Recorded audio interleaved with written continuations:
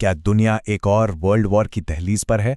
आज हम एक काल्पनिक लेकिन बेहद चौंकाने वाले सिनारियो पर नजर डालेंगे। ये एक ऐसे एनालिसिस पर आधारित है जो हमें जनवरी 2026 में ले जाता है।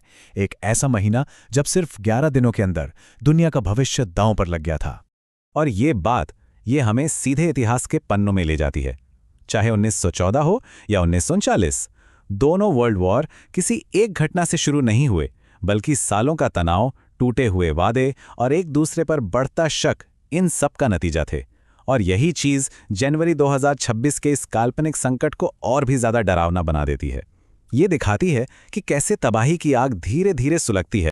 तो चलिए अब जरा करीब से देखते हैं उन घटनाओं को जिन्होंने जनवरी 2026 में दुनिया को तबाही के मुहाने पर लाकर खड़ा कर दिया।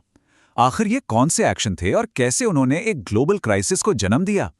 इस एनालिसिस के हिसाब से अमेरिका की फॉरेन पॉलिसी का एक ही सीधा साधा रूल था। हमारे दोस्त वो हैं जो हमारी हर बात माने, और हमारे दुश्मन वो जो अपने हक की बात करने की कोशिश भी करें। मतलब ये एक ऐसी दुनिया थी जहां इंटरनेशनल कानून और समझौते एक शख्स की मर्जी के आगे कोई मायने नहीं रखते थे। तो अब आते हैं उन 11 दिनों के कैलेंडर पर, वो 11 दिन जिन्होंने सब कुछ बदल दिया। आइए देखते हैं कि कैसे एक के बाद एक संकटों ने ग्लोबल स्टेबिलिटी को लगभग खत्म ही कर दिया था। तो ये देखिए, ये है वो टाइमलाइन। जनवरी 2026 के पहले 11 दिन जबरदस्त तनाव से भरे थे। वेनेजुएला के राष्ट्रपति को किडनैप करने से लेकर एक नेटो सहयोगी को सीधे धमकी देने तक हर एक घटना आग में घी डालने जैसा काम कर रही थी। लगता है कि ये सब अलग अलग घटनाएं हैं, लेकिन असल में ये सब मिलकर एक ऐसे ग्लोबल संकट की तस्वीर बना रही थीं जो दुनिया को तीसरे विश्व युद्ध की तरफ ढकेल रहा था। लेकिन सवाल ये है कि इन चौंकाने वाले एक्शन के पीछे असली मकसद क्या था? क्या यह सिर्फ पावर दिखाने का तरीका था, या इसके पीछे कोई बहुत गहरे आर्थिक और रणनीतिक कारण छिपे थे? चलिए अब इन दावों के पीछे की असली वजहों को समझने की कोशिश करते हैं। बात सिर्फ तेल की नहीं थी, बात थी एनर्जी सिक्योरिटी की और पूरी दुनिया की इकोनॉमी पे कंट्रोल करने की। वेनेजुएला के तेल भंडारों पर कब्जा करने का मतलब था दुनिया की एनर्जी सप्लाई पर अपनी पकड़ मजबूत करना और फिर तेल की कीमतों को अपनी मर्जी से कंट्रोल करना। ये कदम लोकतंत्र के लिए नहीं, बल्कि तेल पर कब्जे के लिए था। यहां पर असली कहानी ईगो की नहीं थी, बल्कि ग्लोबल इकोनॉमी पर अमेरिकी डॉलर की बादशाहत की थी। जब भारत, रूस और चीन जैसे देश डॉलर को साइड करके अपनी करेंसी में ट्रेड करने की कोशिश करते हैं, तो यह सीधा सीधा अमेरिकी इकोनॉमिक पावर को चैलेंज करता है। ये 50% का टैरिफ ये एक सीधी सीधी चेतावनी थी कि डॉलर के राज को चुनौती देने की हिम्मत कोई ना करे। देखिए, ग्रीनलैंड सिर्फ बर्फ से ढका एक आइलैंड नहीं है, ये आने वाले कल की टेक्नोलॉजी की चाबी है। मतलब हमारे स्मार्टफोन से लेकर फाइटर जेट्स और मिसाइल सिस्टम तक हर मॉडर्न टेक्नोलॉजी में इन रेयर मिनरल्स का इस्तेमाल होता है। तो जाहिर है इस पर कंट्रोल का मतलब है भविष्य की टेक्नोलॉजी और मिलिट्री पावर पर कंट्रोल। और जब दुनिया के नियम इस तरह से बदले जाते हैं तो पुराने दोस्त दुश्मन बन जाते हैं और नए गठबंधन तैयार होते हैं। आइए देखते हैं कि कैसे इन घटनाओं ने नेटो जैसे दशकों पुराने गठबंधन की नींव हिला दी और एक नए ग्लोबल पावर बैलेंस को जन्म दिया।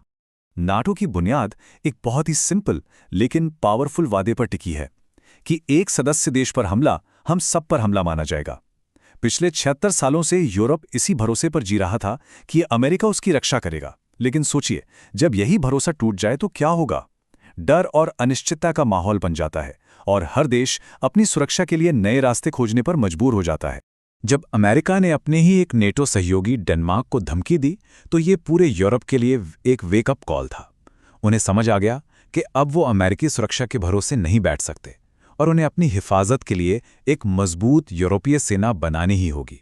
इस एक धमकी ने 76 साल पुराने गठबंधन में दरार डाली और अमेरिका के इन कदमों का एक सीधा नतीजा निकला। उसके दुश्मन और करीब आ गए। रूस, चीन और नॉर्थ कोरिया का ही नया गठबंधन एक ऐसी ताकत बन गया जो अमेरिकी दबदबे को सीधे सीधे चैलेंज करने की क्षमता रखता था। मतलब अमेरिका ने अनजाने में ही अपने खिलाफ एक बहुत मजबूत मोर्चा तैयार कर दिया था।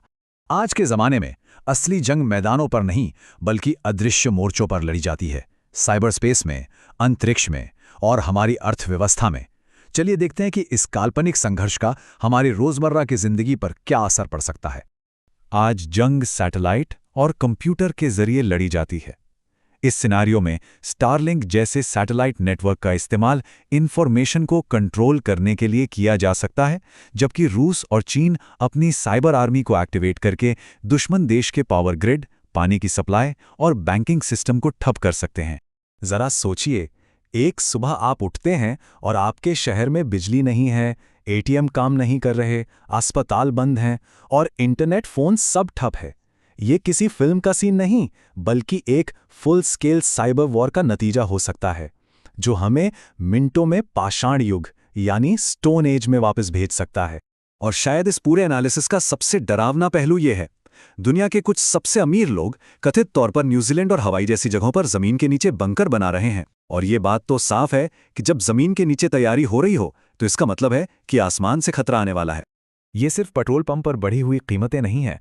तेल महंगा मतलब ट्रांसपोर्ट महंगा, और ट्रांसपोर्ट महंगा मतलब खाने पीने से लेकर हर जरूरत की चीज महंगी।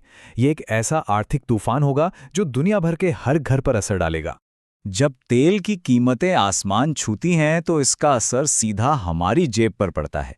घर का राशन महंगा हो जाता है, कंपनियां लोगों को नौकरी से निकालना शुरू कर देती हैं और भविष्य की चिंता बढ़ने लगती है। ये एक ग्लोबल मंदी की शुरुआत होगी जिससे उभरने में शायद सालों लग सकते हैं। इतिहास हमें बार बार एक ही बात सिखाता है कि जब किसी एक लीडर की अपनी ख्वाहिशें, उसकी महत्वाकांक्षा देश से बड़ी हो जाती है तो नतीजा हमेशा तबाही होता है। ये सिनेरियो हमें उसी खतरे की याद दिलाता है कि जब सत्ता एक इंसान के हाथ में सिमट जाती है तो पूरी दुनिया को उसकी कीमत चुकानी पड़ती है। तो हम इस पूरी पड़ताल को इसी एक सवाल पर छोड़ते हैं। इस सिनेरियो के मुताबिक माचिस की तीली तो जल चुकी है और बारूद के ढेर पर गिर भी चुकी है। सवाल अब ये नहीं है कि धमाका कब होगा, सवाल ये है कि जब वो होगा तो उसका असर हम सब पर क्या होगा।